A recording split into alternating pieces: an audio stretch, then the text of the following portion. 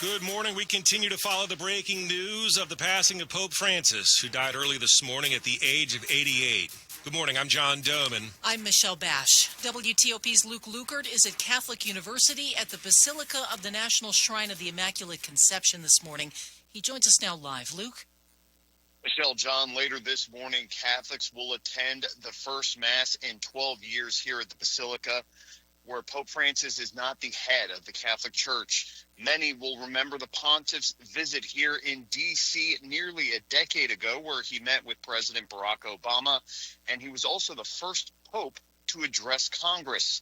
He also rode around in the famous Pope-mobile, a thing that he did yesterday on Easter Sunday, for thousands to see him while he traveled around the Ellipse and National Mall waving to crowds.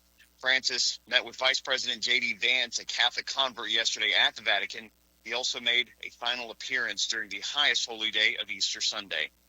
Pope Francis was 88. At Catholic University, Luke Lukert, WTOP News. In other news this morning, there could be a decision any day now on a lawsuit by Maryland teachers looking to block the enforcement of a letter that concerns DEI practices by the Trump administration. WTOP's Valerie Bonk has more on what the ruling could mean. The lawsuit surrounds a letter from the United States Department of Education in mid-February stating that schools that don't comply with civil rights law face potential loss of federal funding.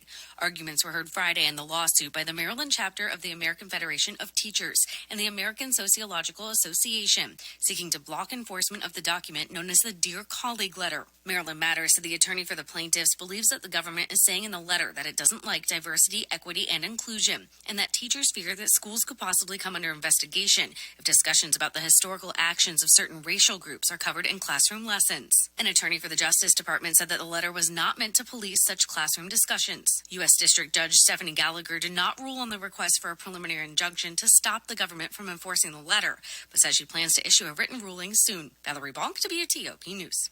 The Naval Academy in Annapolis canceled a speaking engagement with a popular podcaster just hours before he was set to speak, after he refused to remove content in his speech referring to recent DEI changes at the Academy. Ryan Holiday tells CNN officials called his hotel as he was getting ready for the event April 14th, asking him if he could refrain from mentioning the Academy's decision to remove more than 380 books as directed by the Trump administration. Holiday responded he couldn't do that.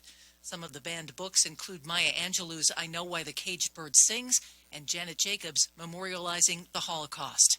All this month, WTOP's Money Matters series is offering tips to help you budget smarter, save more, and get the most out of your money. In today's edition, WTOP's Nick Ionelli looks at how parents can invest in their children's education and strategies that can make those savings go further.